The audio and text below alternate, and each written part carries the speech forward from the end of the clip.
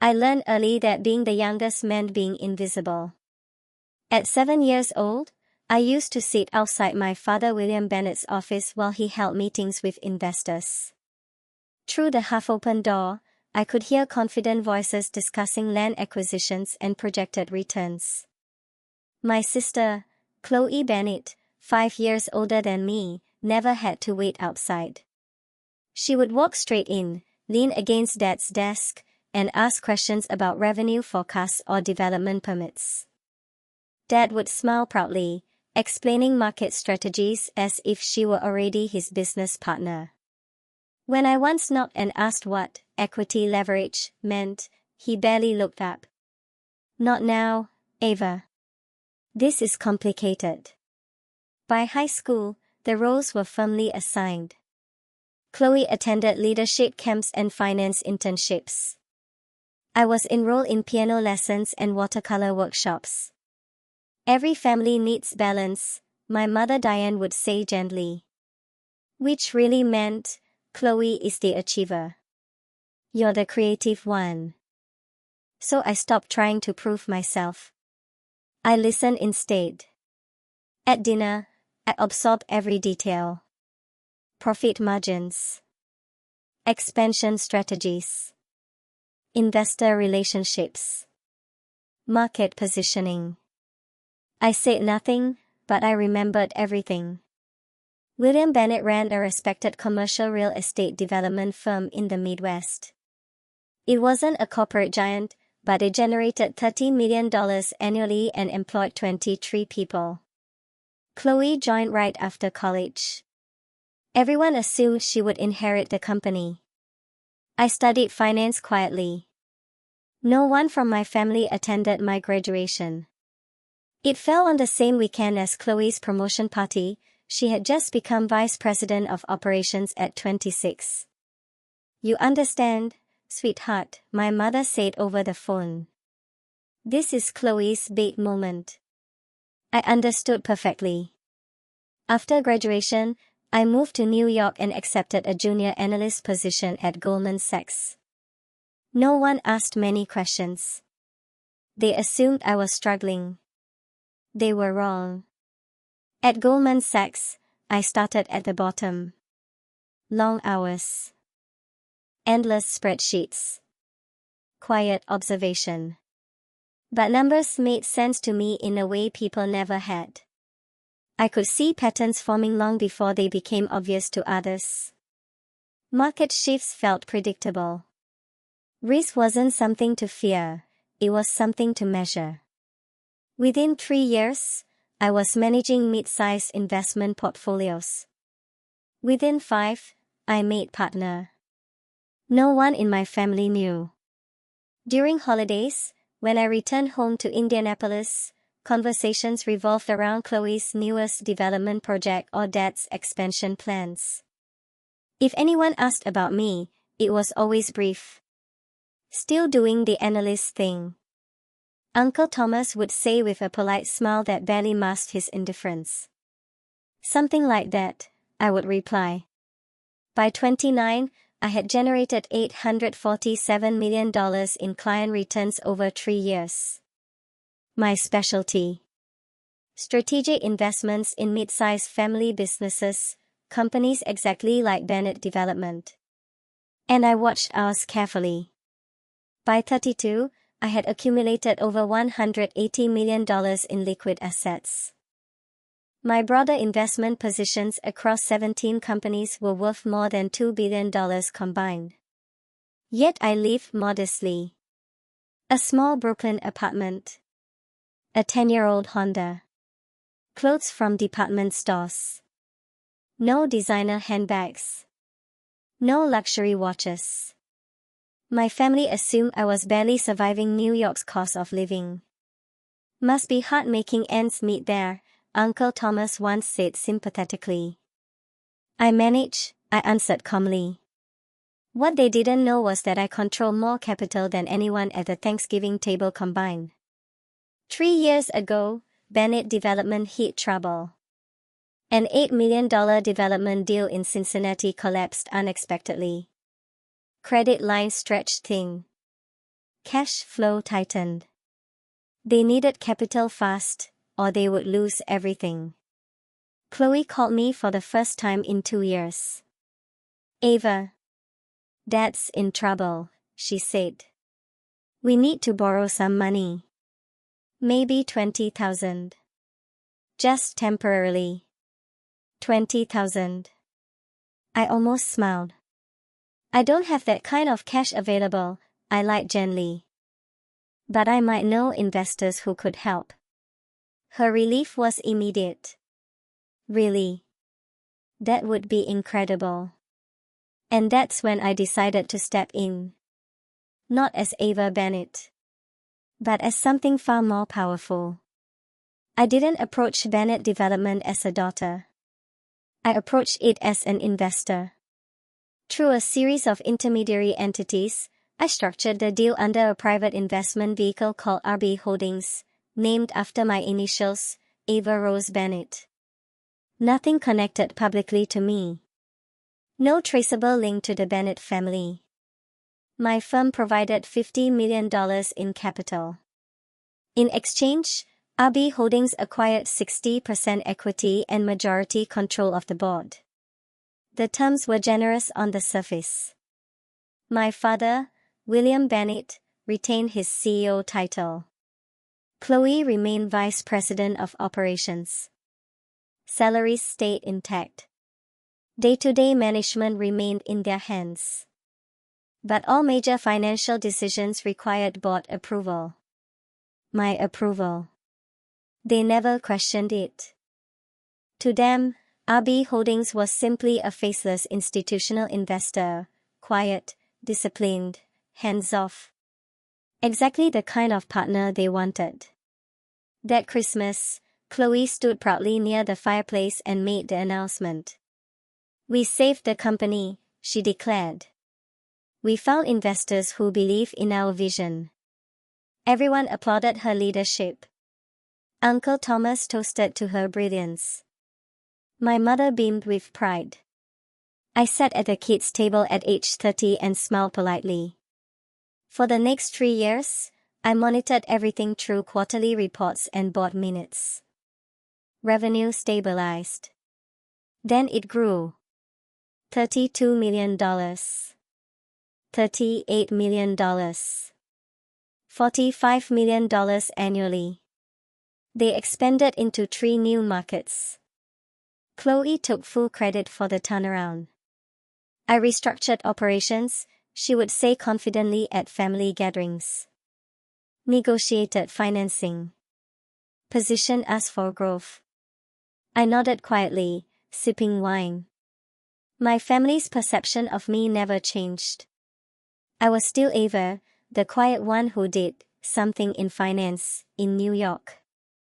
Meanwhile, Chloe arrived at holidays in a new Mercedes every year. Designer dresses. Luxury jewelry. Stories about high-level negotiations. She got engaged to Ryan Caldwell, a corporate attorney she proudly described as a heavy hitter. "You should try to meet someone successful like Ryan," she once told me gently. "There are plenty of nice middle management guys in New York." "I'll keep that in mind," I replied evenly. What none of them realized was simple. Every major decision they made for 3 years passed through me. Every expansion. Every executive bonus. Every financing approval. They thought they were running the company. In reality, they were operating inside a structure I had built. And then came Thanksgiving. And everything changed. That Thanksgiving, 37 relatives filled my parents' house in Indianapolis. Laughter echoed through the halls. Expensive wine flowed. Success was being celebrated. I arrived in my old Honda, carrying a store-bought pie, wearing a simple navy dress. Chloe arrived in her Mercedes with imported wine and a story about her latest $12 million deal. Dinner unfolded exactly as it always had. My father sat at the head of the table. My mother beside him. Chloe and her fiancé Ryan near the center of attention. Uncle Thomas close enough to insert his opinions. I was seated between two teenagers scrolling through their phones. The conversation turned, naturally, to business. "We're expanding into Columbus," Dad announced proudly. $40 million mixed-use development. "It's the deal that takes us to the next level," Chloe added confidently. "I've been negotiating with the city for 6 months." To Chloe, Uncle Thomas declared, raising his glass. Future CEO of Bennett Development. Glasses clinked. I sipped my wine quietly.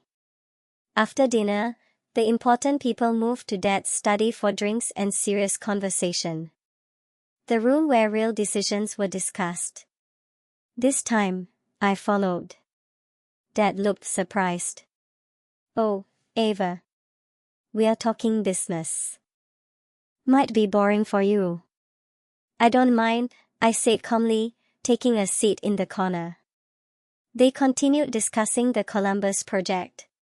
Financing structures. A $40 million credit line set to close the following week. "We'll leverage that for Cleveland next," Uncle Thomas said. "Another $30 million. Our investors have been hands-off," Chloe added confidently. "RB Holdings hasn't interfered at all. Perfect situation." Ryan leaned forward. "You should consider buying them out eventually. Take back full control." "That's brilliant," Chloe said, squeezing his hand. "Why keep giving equity to some faceless corporation? Family business should stay in the family," Uncle Thomas declared firmly. I set my wine glass down. "What about me?" I asked. Silence. Chloe blinked. "What about you? You said family business should stay in the family." "I'm family." Uncle Thomas laughed awkwardly. "Well, technically. But we mean people involved in the actual business." Chloe smiled in that patient, condescending way I knew too well. "Ava, this is complicated. Financing structures, equity stakes, it's not really your world." "Know your place," Uncle Thomas added with a smirk. "Business isn't for everyone." I nodded once. Understood. My phone buzzed. I glanced at the screen. Charles Whitman, President, National Commerce Bank. I stood. "Excuse me. I need to take this." And that's when their world began to shift. I stepped into the hallway and answered the phone calmly. "Charles, thank you for calling back." "Miss Bennett," Charles Whitman replied professionally. "You wanted to discuss the Bennett Development Credit Line." "Yes. The $40 million facility for the Columbus project. I like it frozen immediately." There was a pause on the line. "That is a significant action. May I ask the reason?" "Strategic reallocation. Please halt the credit line and prepare documentation for potential loan recall. I'll need it ready by Monday." Understood. "Though I should inform you, without that credit line, their Columbus project will collapse. I'm aware of the implications." I ended the call and turned around. The study had gone silent. Every face was staring at me. Chloe's mouth was slightly open. "What was that?" "A business call," I replied evenly. "Complicated stuff. Not really your world." Dad stood slowly. "Ava, what did you just do?" My phone buzzed again. "Laura Mitchell, managing director at my firm." I answered without breaking eye contact. "Laura." "Ava, I received your message. You want to review the full Bennett development position." "Yes. Prepare documentation for potential withdrawal of all capital." Laura hesitated. That's $50 million in direct equity and guarantees on another $60 million. If we pull out, the company collapses. I know. Have everything ready. Is performance an issue? No. This is personal. I ended the call. Chloe's hands were trembling now. Primary backer, she whispered. Uncle Thomas looked pale. RB Holdings, understanding spread across their faces like a slow-moving storm. Dad's voice shook. Ava, is RB Holdings, you? I didn't answer. My phone rang a third time. Jonathan Reed, chairman of RB Holdings. I placed the call on speaker. Jonathan, I said calmly. Ava, we received notice you're considering withdrawing from Bennett Development. That's a 60% equity position. Why? I looked directly at Chloe. I was reminded tonight that family business should stay in the family. Apparently, I don't qualify. A heavy silence followed. They don't know you're the majority shareholder. Jonathan asked carefully. They do now. Chloe stared at me like she was seeing a stranger. You can't do this, she whispered. I met her gaze steadily. I can do exactly this. I'm your majority shareholder. Board chair. Primary guarantor. The air felt different now, thicker, heavier. For the first time in my life, no one was talking over me. For the first time, they were listening. No one spoke for several seconds. Then Chloe found her voice. You're going to destroy Dad's company because we hurt your feelings. I tilted my head slightly. I'm reviewing an investment that has become emotionally complicated. That's standard portfolio management. Dad looked like he had aged 10 years in 10 minutes. If you freeze the credit line, Columbus collapses. We lose the deposit. Our lenders trigger covenant breaches. Ava, we'll be insolvent within 90 days. I'm aware, I replied calmly. Uncle Thomas tried anger, but it came out weak. You've been hiding behind shell companies for 3 years. I've been quietly saving your company for 3 years, I corrected. I never lied. You never asked. My phone buzzed again. Charles Whitman. Miss Bennett, he said, the credit line is officially frozen. Without it, Bennett Development is in breach of multiple agreements. This may trigger cascading defaults. Thank you, Charles, I said. I ended the call. The room felt smaller now. Chloe's voice cracked. What do you want? That was the first real question anyone had asked me in years. I'll review my position over the weekend, I said. You'll have my decision Monday. I ignored 47 calls over the next 2 days. By Sunday night, the messages shifted from anger to desperation. We're sorry. Please don't destroy the company. Tell us what you want. Monday morning, I called Laura. We're not pulling out, I said. We're restructuring. She was quiet for a moment. Aggressive terms. Proportional terms. By noon, new documents were delivered to Bennett Development. The conditions were simple. I retained 60% equity and full board control. Any decision over $50,000 required my approval. All major hires, contracts, and expansions required my signature. Chloe's salary would be reduced from $340,000 to $120,000. Uncle Thomas's compensation cut by more than half. Dad would remain CEO, but in advisory capacity. Ryan Caldwell would have zero involvement in company matters. And one more condition, I would be publicly recognized as the primary investor and board chair. No more anonymity. At 2:07 p.m., Chloe called. These terms got us, she said hoarsely. They reflect reality, I replied. You're taking over. No. I'm formalizing what already exists. There was a long silence. You've changed, she said quietly. No, I answered. You're just seeing me clearly for the first time. You're destroying everything he built. He destroyed it in 2021. I rebuilt it. Your family. Then start treating me like it. They had 48 hours. They signed in less than 24. Wednesday morning, I drove to Indianapolis for the emergency board meeting. For the first time, I wasn't attending true proxies or conference calls.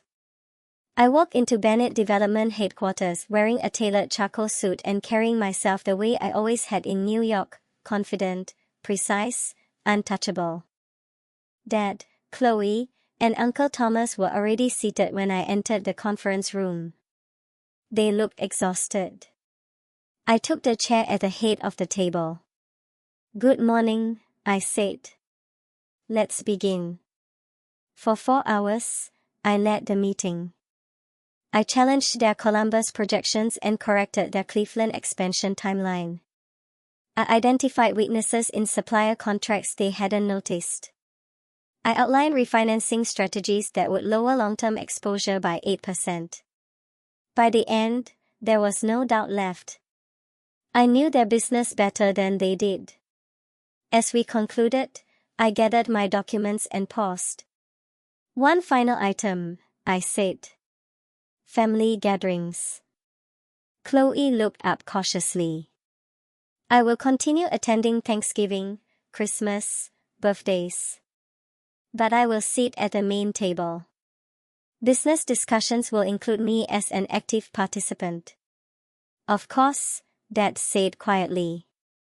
And the narrative changes, I continued. No more stories about Chloe single-handedly saving the company. I saved it. She operates it. Those are different roles. No one argued. Because they couldn't. The Columbus credit line was reinstated, under improved terms. The company stabilized further under my oversight. The following Thanksgiving was different. I arrived in a Tesla. I was seated beside Dad at the head of the table. When business conversation began, all eyes turned to me first. Ava, Dad said formally, what are your thoughts on the Cleveland expansion? I gave my analysis. They listened. They took notes. Chloe was quieter now. Not diminished, but aware. Later, in the hallway, she stopped me. I'm sorry, she said softly. For everything. I studied her face. You're sorry you were wrong, I replied evenly. That's not the same as being sorry for how you treated me. She didn't argue. That night, as I drove back to New York, I thought about power. For 32 years, they believed I was smaller because I was quieter. Less capable because I didn't perform success the way they understood it. They built assumptions. I built leverage. I could have revealed myself years ago. I could have arrived in designer labels, displayed wealth, demanded recognition. But I wanted respect without conditions. They failed that test. Now they understood something they should have learned long ago. The quietest person in the room is not always the weakest. Sometimes, she's the one who owns it.